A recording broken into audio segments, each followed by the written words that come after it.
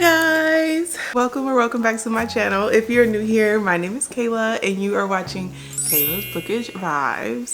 I feel like it's been so long since I set up the camera to film. I was just like, you know what, just start the vlog. Turn the camera on, start the vlog, and you'll get back into the groove of things. So that's what I'm going to try and do. As you can tell by the title of this video, we are going to be completing a series that I'm in the middle of. So the series that we're going to be discussing is, I want to say it's The Legacy of Orisha. The first book in the series being Children of Blood and Bone, which I did do a reading vlog on this book. And I'll leave it linked down below if you want to see it. I loved this book. It was so good. Legacy of Orisha, yes. So I did already do a reading vlog on book 1 and I really enjoyed it. I've already started book 2, but I want to give you a synopsis of this one so that I don't ruin anything that happens in book 2. Let's see if I can remember. So in this book, we are following Zele, and Zele is a magi.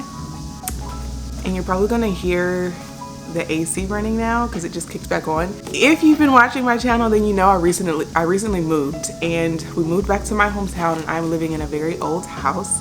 We ended up moving into my great-grandparents' home. They are no longer living, but we decided to move into this place, and it is very old. So you will hear very old noises, like the floors creak. It's wood floors throughout the home, so you might hear my dog, her nails tattering on the floor. You're gonna hear the AC every time it kicks on. We're just gonna have to get used to these new growing pains, but back to the book. So this book takes place in Orisha and we are following Zele. Zele is our female main character and she is a magi. You can tell the magi because they all have white hair, hence the beautiful cover of this book and her hair. They all have white hair. And in Orisha, the monarchy or the king has outlawed magic. So they can no longer do magic, they actually no longer have magic. If magic was still around, then the people who have white hair would be able to wield this magic. But because it's no longer in the land, that's the only reason that you can really tell that these are magi. Obviously there are different clans, so they all have different abilities. Zele, however, is a reaper. So her magical abilities would have been a reaper just like her mother before her. Her mother is passed, she doesn't die in the book, she's already dead once we start book 1. But she was a reaper and she was like very high up in, I guess, like the reaper realm. Very well respected. And Zele really wishes that she could follow in her footsteps. Now, the magi, who were once people who had powers and magical abilities, are looked down upon by the monarchy and everyone else that never had magical abilities. And so obviously Zele and her people are not treated very fairly or very well. I feel like that is a synopsis of a lot of different fantasy books. Like they may have different small differences here and there, but like the plot, like the major components of fantasy, I'm realizing are all very similar. So Zele, her mother has died, magic is outlawed, the monarchy is treating these people terribly, and Zele is fighting to get magic back. And she is doing so with a very unlikely ally, I guess, the princess of Orisha. Now, mind you, I just said that the monarchy is the one who has outlawed magic in this land. So how does Zele get hooked up with the princess, who is obviously the daughter of the king? You'll have to read to find out, but that's pretty much the synopsis of book 1. Zele and the rogue princess are trying to get magic back into Orisha. Now, book 2 is the one that I'm currently reading, Children of Virtue and Vengeance. First of all, these covers are just so gorgeous. They're really stunning. Like, I love the covers of these books and I'm really enjoying this book. I can't really tell you what it's about because it would definitely spoil book 1 if you haven't read it, but I'll try my best to give you my thoughts on it. I will say in this book, Zele is a bit more stubborn. She's way more stubborn actually. And I'm not really sure if I'm enjoying that. I will say you are also still getting bits and pieces of, I'm trying to make sure this is not a spoiler. I'm trying to remember how book 1 ended so that I cannot tell you anything that's a spoiler. I don't think this is a spoiler. Amiri is also still present. Amiri is the princess from book 1. Amiri is also in this book and I'm loving her character development. I remember in one of my videos, it was a tag that I did. I think it was the mid-year book freakout tag where it asked, one of the questions was, if you could be a main character or a character from any of the books that you read, who would you be? And my answer was to be Zele from book 1. But now that I'm reading book 2, I think I kind of want to be Amiri. I think I'm changing my answer. I'm really enjoying Amiri's character development. I'm enjoying her new role in this book and what she's trying to do and accomplish and how she's going about doing it.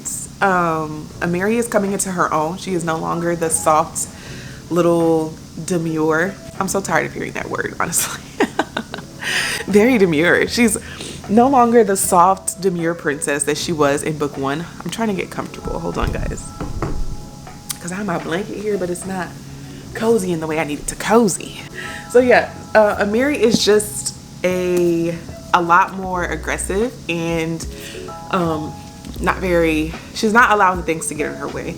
She's coming into her powers and realizing her responsibility to Orisha, and I'm loving it. So far, I'm absolutely loving it. I will say, because I do plan on reading the next 2 books, so we're going to finish this one in this vlog, and we're also going to finish Children of Anguish and Anarchy, which is the last and final book in the trilogy. I will say I'm kind of confused as to why these books are so short. Like, this is the first, compared to the first book, you know, like this is the first one, it's thicker, but the books get shorter and shorter through the series. I, for one, love a good chunky fantasy book, so I'm wishing that maybe they just would have put these 2 books together. Like the last 2 books, just make it a really amazing duology, I guess, instead of having 2 short books. Like the 3rd book is 350 pages. You know, like that's the size of a thriller or a romance. The 2nd book is 404 pages, which is a bit better, but I low-key would have loved for it to be a duology and the 2nd book be like 700 pages. But that's just me. I know not everyone enjoys like really big, thick books, but if it's a fantasy, I don't mind it. I think that's really all I can tell you so far without spoiling anything in book 1. Amiri is coming into her own, and I'm loving that for her. I'm loving that she's becoming more aggressive, that she's becoming more assertive, that she's making more decisions, and that she's giving herself permission. I think I really relate to Amiri's character because those are some of the things that I feel like I have been walking into, like as I'm in my 30s now. So I feel like I've been more assertive, and I've been able to do more things and not look necessarily for permission, but just to do what I think needs to be done. It's very hard to do that as a woman who was raised a certain way, especially in a very religious household.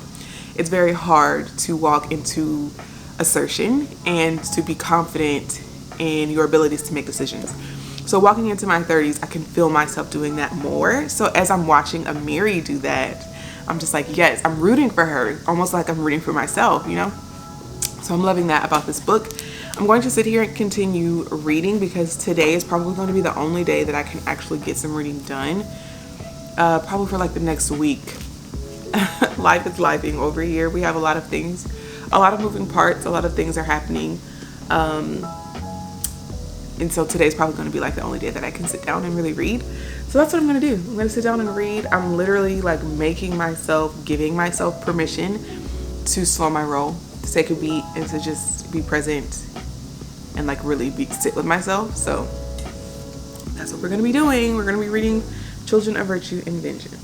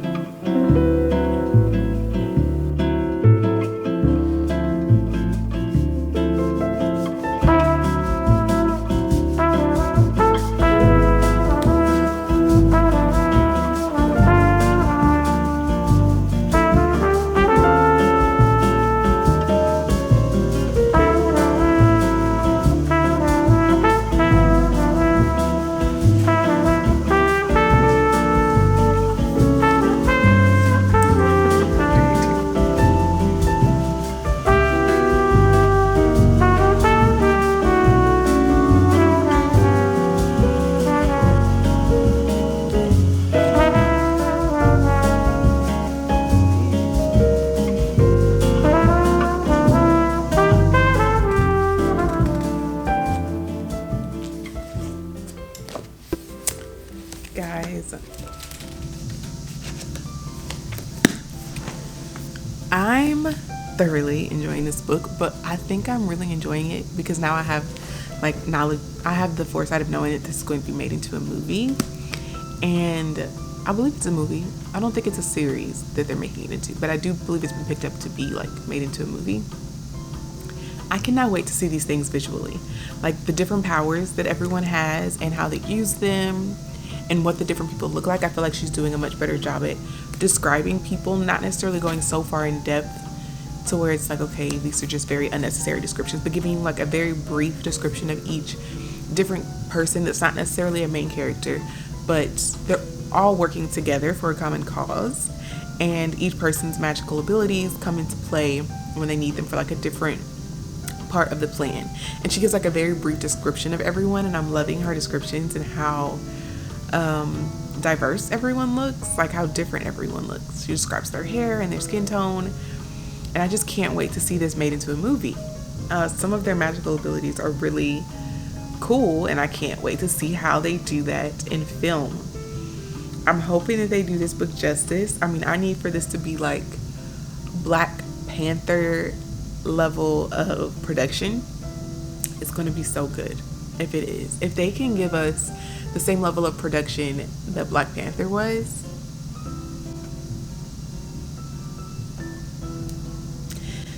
y'all will be sick of me, okay?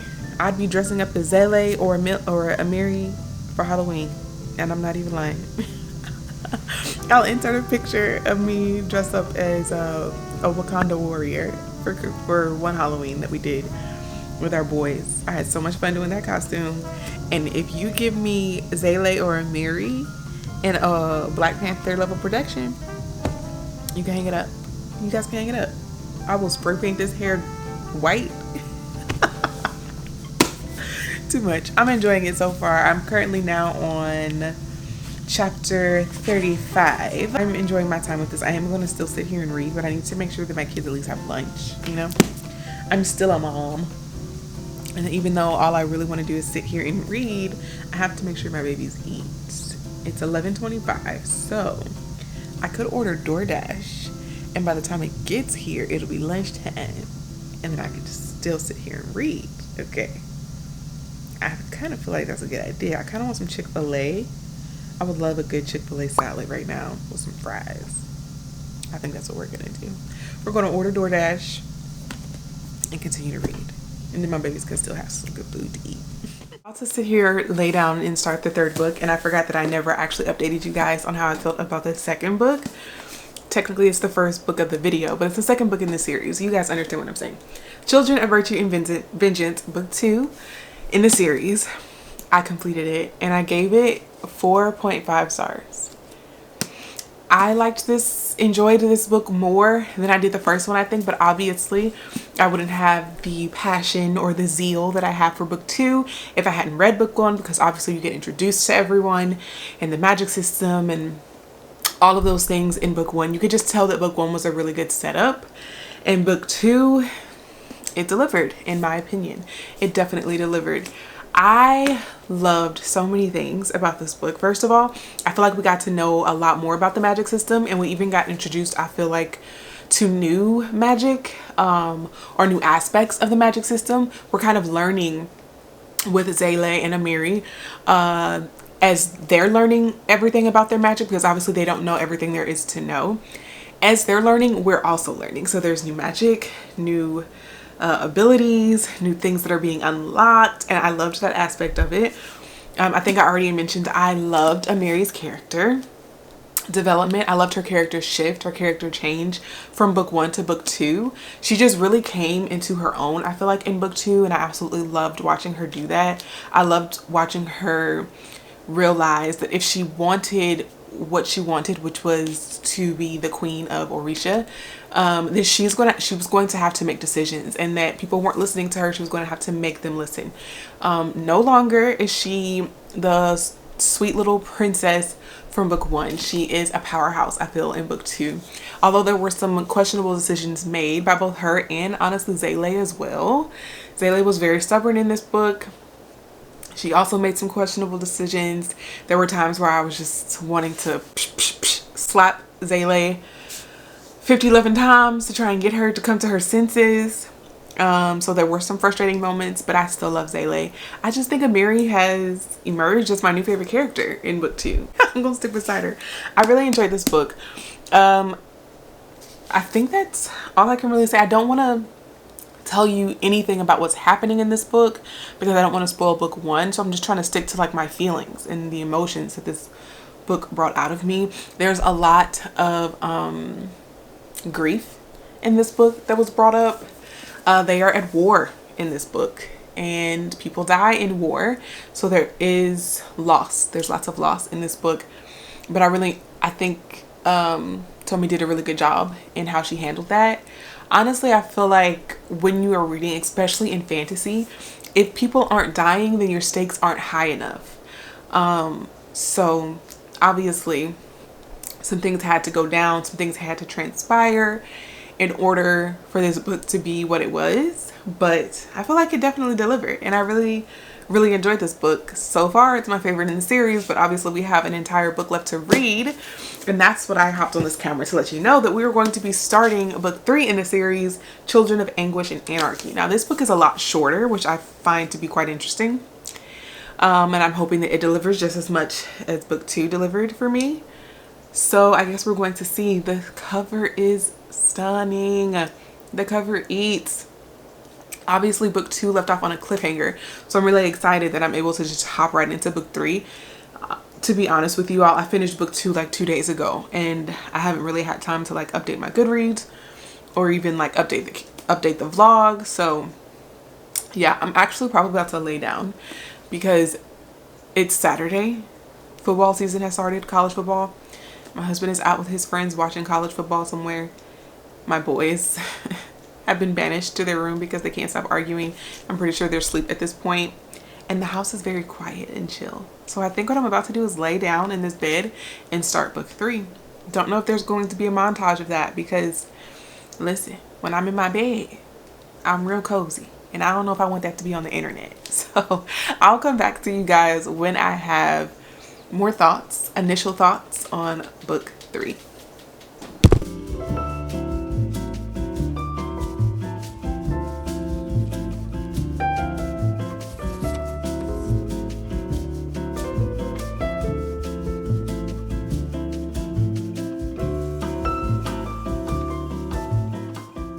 Y'all, you'll have to disregard the background. This will eventually be our book room, but I've done not a single thing to it. It has become a storage room at the moment. But Children of Anguish and Anarchy. We are maybe like 10% through. I'm on chapter 13. I would say maybe like 13% through. The chapters are really short.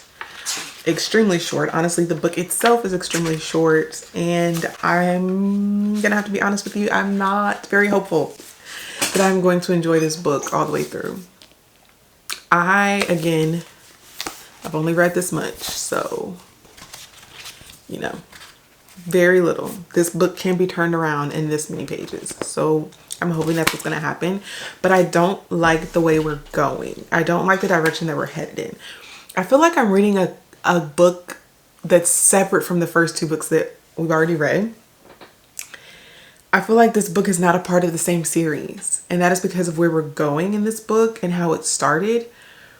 I'm not gonna give like super spoilers, but if you haven't read it, and if you haven't read the other 2 books, then I'm going to leave a timestamp to where you could fast forward because I just don't want to spoil anything for you. Some things I think you should just read and like fall into because it increases the enjoyment of the book, of the series in general. So I'm going to leave a timestamp, and if you haven't read any of the books, and you want to read them, like you're going to read the books, then skip to this timestamp. Okay, I'm going to give you 2 seconds. Okay, if you're still here, it's because you don't plan on reading the series or you've already read the series. At the beginning of this book, our people have been kidnapped, enslaved by an entirely new enemy. Who are these people that have taken the Magi, the people of Orisha? Like, Who are they and why are they being introduced in this book, in the last book of a trilogy, and the book is this short? So I'm just like, are we going to be spending all of our time with this brand new enemy that was never even hinted at in books 1 and book 2? I'm a little annoyed by that. I feel like our people have been robbed of their intrigue. What made this book, these characters, this storyline so intriguing for me, they've kind of been robbed of it because of the predicament that they're in at the beginning of this book. It just kind of whittles them down, and I'm not enjoying that. I'm not enjoying it at all. Also, my favorite main character from book 2 hasn't had a POV yet, and I'm a little annoyed by that. I am interested in one of the POVs that we're getting so far. I feel like the new POV that we're getting, I wish we would have gotten more of that POV in the past 2 books. I am excited to get that POV in this book. However, my favorite character, which is Amari, I don't know if it's pronounced Amiri or Amari. It's probably Amari because of the way that it's spelled, but we haven't gotten her POV yet, and I'm tempted to flip through this book to see if her POV comes up at all, because if it does not, I might DNF this book. So it might be better for me not to flip through and to just like be surprised. But right now, y'all, I'm not liking the way this book is making me feel. I'm not liking the emotions. I'm not liking where our characters are and where this story is going. I feel like it's just so random and so disconnected from the first 2 books. Like, I don't feel like this is a part of the same series. I feel like this could have easily been a duology. We could have lengthened book 2 to just wrap up the storyline that we had already been exploring. I feel like we are now exploring an entirely new storyline that is just unnecessary. And I know I'm saying these enemies were not introduced at all. They were slightly hinted at in book 2, but it was so slight that there is no reason for the reader to believe that there will be an entire book dedicated to these people's point of view, or like to this new enemy. There's no reason for us to believe that book 3 is literally going to be about this new enemy, because it wasn't. And when I say it was slight, it was like you could have easily read book 2 and still not know what I'm talking about. Like, there's a very small portion, like a crumb, where there is a third enemy mentioned, and it's not even by name. It's just very vaguely, there's another enemy out there, and we move on. And now you're telling me book 3 is all about these people? Which I guess I can't really confirm if book 3 is all about these people, because I haven't read the entire book. I'm only like 50 pages in, but questionable. I don't know, Tommy. I've been rocking with you for the first 2 books, but book 3, I don't know. We're gonna see though. I'm gonna continue reading. I'm gonna give this book a fair shot, but I just wanted to put it on record that I am not enjoying how this book is starting off. And I guess we'll see how I enjoy it and how it progresses. I'll come back to you guys when I have more solid thoughts, more fluffed out thoughts, and when I've read a bigger chunk of the book.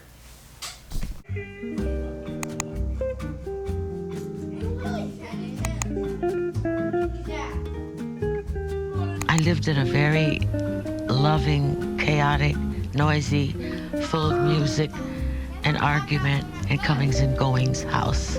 And in that environment, the only privacy there was in books. So I developed this obsession, I think, with that form of escape. All right, guys. I finished Children of Anguish and Anarchy, book 3 of the Legacy of Orisha series.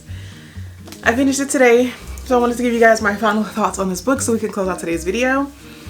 I ended up giving this book a 3-star, and here's why. So, I feel like it was a good book. It was a well-written book. My quarrels with it, or my problems with it, were that it didn't seem like it was part of the same series, okay?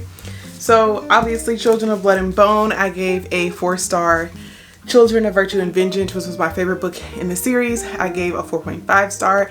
These 2 books flowed very well. We picked up literally right where we left off. In the second book, we picked up right away. Like, these books were very cohesive. You could tell they were part of the series. Then when you pick up book 3, it just feels like the plot that she chose, we went in a very random, different direction.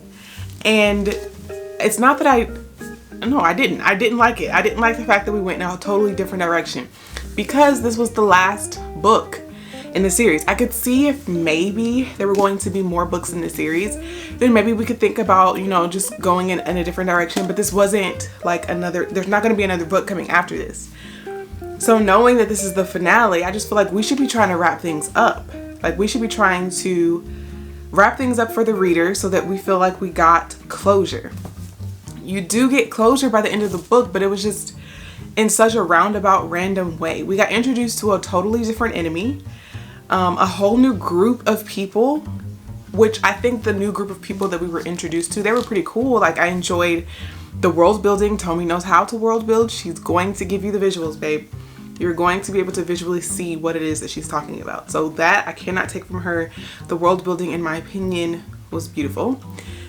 But it was just so random. It was just like, why are we being introduced to a whole new group of people and a whole new enemy in the third, final, and shortest book?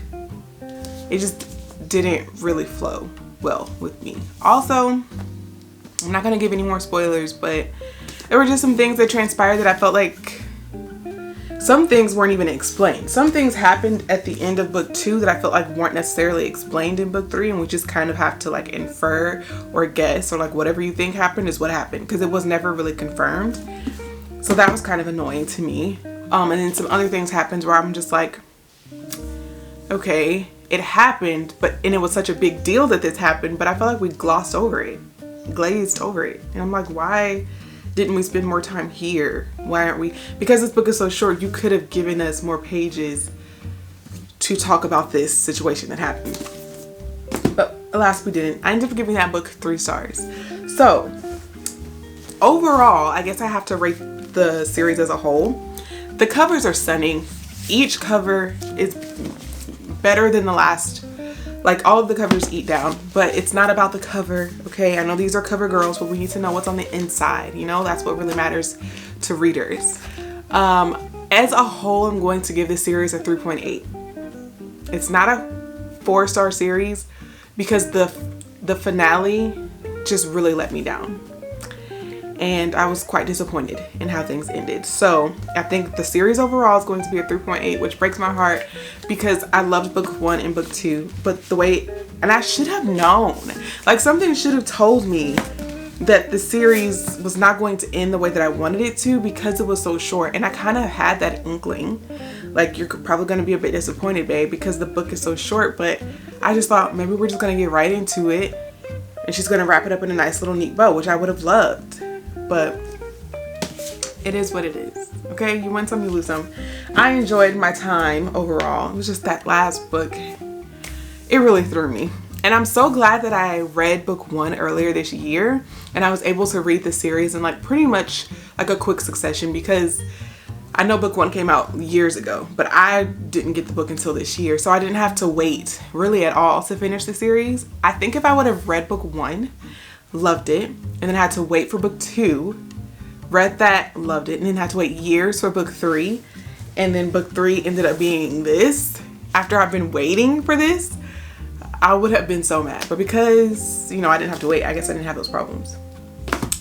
Those are my final thoughts on the series and on books 2 and books 3. If you read the series, let me know down in the comments what you thought, if you agree or disagree with my thoughts on book 3. We can disagree respectfully, right?